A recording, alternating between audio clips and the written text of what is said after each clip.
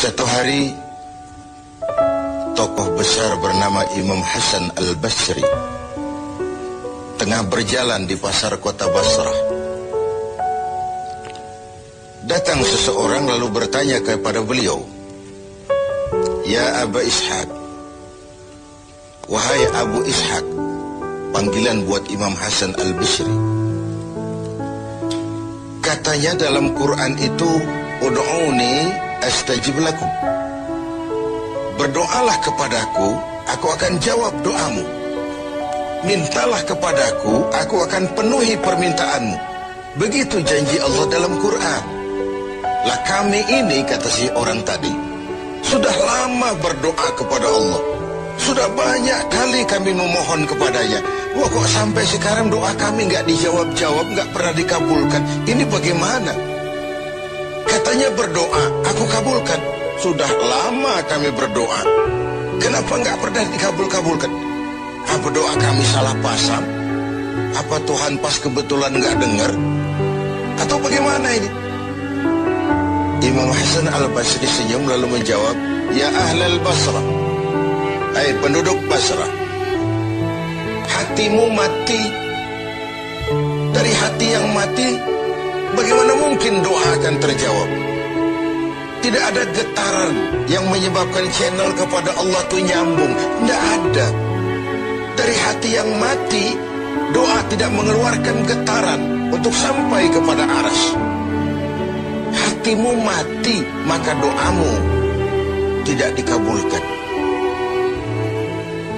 Kita renungkanlah jawaban ini. Sederhana, doa tidak didengar Tuhan. Permohonan tidak dikabulkan olehnya. Tapi kalau kita mau menukik kepada renungan yang lebih jauh, kemalangan apa yang lebih besar selain daripada kalau Allah sudah berpaling kepada kita dalam hidup ini? Permohonan tidak didengar, doa tidak dikabulkan, Allah sudah masa bodoh dengan kita. Kemana lagi langit tempat kita bernaung? Kemana lagi bumi tempat kita berpijak? Kalau Allah sudah berpaling dalam hidup ini kepada kita, itulah kemalangan yang paling besar dalam hidup ini. Sementara kita berleha-leha, menurut kita kemalangan itu kehilangan jabatan, kemalangan itu kehilangan harta benda, kemalangan itu adalah kehilangan orang yang kita sayangi. Allah berpaling dalam hidup kita, tidak pernah kita melakukan evaluasi. Nah, apa yang menyebabkan hati itu jadi mati? Sehingga tidak ada getaran yang nyambung ke aras, yang mengakibatkan Tuhan berpaling dari kita. Doa tidak lagi didengar, permohonan tidak lagi dikabulkan.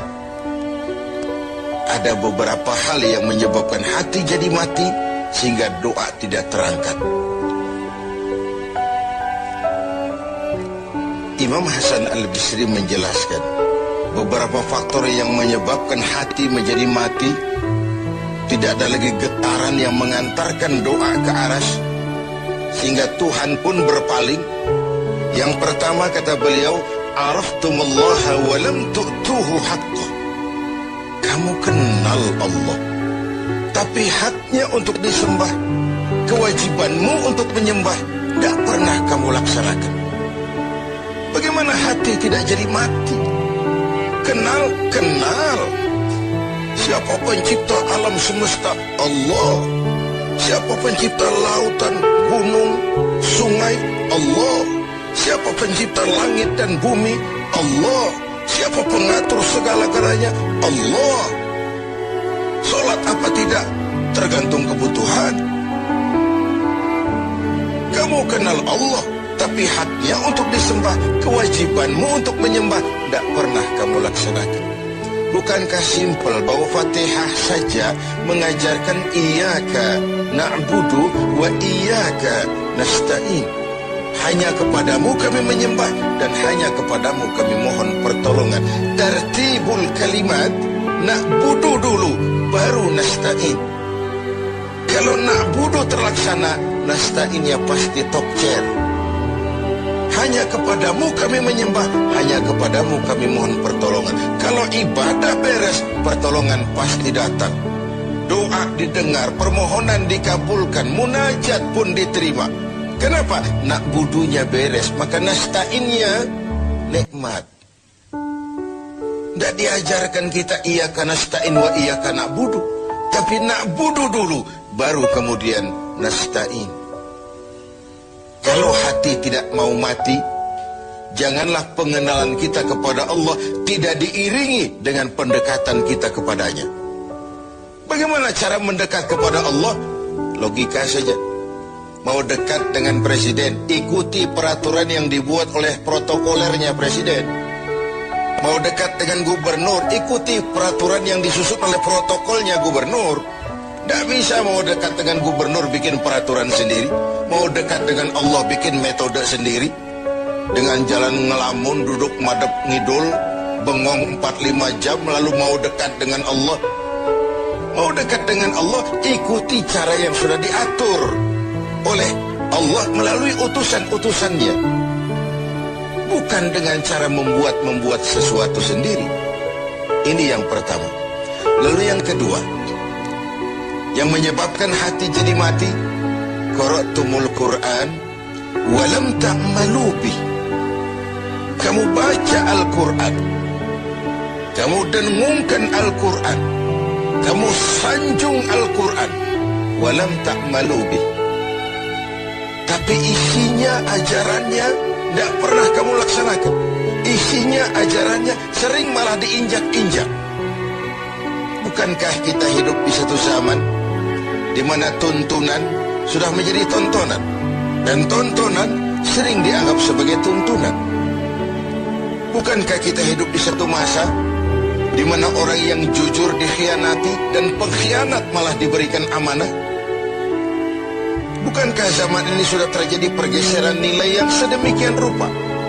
Kita baca Al-Quran, kita musabakohkan pula bacaannya, tapi isinya, ajarannya tidak pernah kita laksanakan. Bahkan nyaris sering kita injak-injak.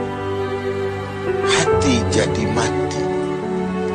Sama dengan kalau kita dikirimi surat oleh seseorang yang sangat kita kagumi. Kita baca surat itu siang malam. Kita ceritakan kepada orang, saya dikirimi surat oleh orang yang sangat saya kagumi. Tapi perintah yang ada dalam surat itu tidak pernah kita laksanakan. Saya percaya betul yang kirim surat mesti marah. Kau baca itu penting supaya kau ngerti apa isinya, tapi setelah kau ngerti mau ia laksanakan. Begitu Al-Quran diturunkan kepada kita, kamu baca Al-Quran tapi isinya tidak pernah kamu amalkan. Bagaimana hati tidak akan menjadi mati karenanya? Pemirsa TV7 yang berbahagia, yang ketiga penyebab hati itu menjadi mati, akaltum ni'mata rabbikum walam tashkurulah. Kamu makan nikmat Tuhanmu, tidak pernah kamu bersyukur kepadanya. Ikan Tuhan di laut itu tiap hari diciduki, tapi Tuhannya diabaikan. Tidak pernah sesaat pun dalam hidup ini nikmat Allah pernah berhenti. Sejak kita bangun tidur sampai kita tidur kembali, bahkan tidur itu sendiri. Dari sekian nikmat yang kita tidak akan pernah sanggup menghitungnya, Tuhan cuma minta syukuri nikmat itu. Kalau kau syukuri, aku tambah. Kalau kau ingkar, azabku itu pedih. Tiap hari kau makan nikmat Tuhanmu, akaltum ni'mata rabbikum. Kau makan nikmat dari Tuhanmu, walam tashkurulah, tapi kepadanya kamu tidak pernah bersyukur. Baik syukur dalam bentuk ucapan, lebih-lebih syukur dalam bentuk perbuatan. Karena kalau syukur ucapan semua bisa. Alhamdulillah, terima kasih Tuhan, puji syukur, terima kasih Tuhan. Tapi perbuatannya sering tidak sinkron dengan ucapannya. Kalau saya diberikan harta oleh Allah, mulut saya tidak pernah berhenti. Alhamdulillah Tuhan, terima kasih dikasih harta. Tapi pelitnya 17 setan. Rasanya orang itu baru syukur perbuatan, baru syukur ucapan, belum syukur perbuatan. Karena syukur perbuatan artinya mempergunakan suatu nikmat sesuai dengan kehendak yang memberikan nikmat itu. Allah memberikan harta kepada saya. Apa yang Allah kehendaki dengan menggunakan harta itu? Bagaimana kehendak Allah tentang penggunaan harta itu? Allah memberikan jabatan kepada saya. Apa yang Allah kehendaki dengan memberikan jabatan ini kepada saya? Mempergunakan suatu nikmat sesuai dengan kehendak yang memberinya. Itulah syukur yang sebenarnya. Ini yang keempat. Yang kelima, penyebab hati itu jadi mati. Qultum annal mauta haqqun wa lam tasta'iddu lah. Kamu yakin, kamu percaya, kamu tahu betul hidup akan berakhir dengan kematian. Namun kau tidak pernah mempersiapkan diri untuk itu. Baik menghadapi kematian maupun menghadapi yang lebih penting sesudah kematian. Karena mati pada dasarnya sebuah peralihan dari sebuah tahap kehidupan kepada tahap kehidupan yang berikutnya. Bukan akhir. Bahkan saya lebih cenderung mengatakan mati adalah istilah yang digunakan bagi orang yang sedang hidup. Sipulan mati, itu kan kata yang hidup. Yang mengalami sedang pindah ke alam lain. Jadi tidak ada alasan hidup sulit bener, mending mati habis urusan. Tidak selesai sampai di situ. Tidak selesai urusannya. Hidup terus berlanjut di alam barzakh, terus berlanjut di alam mahsyar. Ini satu perjalanan panjang. Seperti kita akan berangkat keluar kota yang jauh, tentu kita harus menyiapkan bekal. Semakin jauh perjalanan, semakin banyak bekal yang kita bawa. Kalau Anda akan berangkat jauh, tidak bawa bekal berangkat juga, itu kan nekat sama namanya. Sampai ke tujuan belum tentu, sengsara di jalan sudah pasti.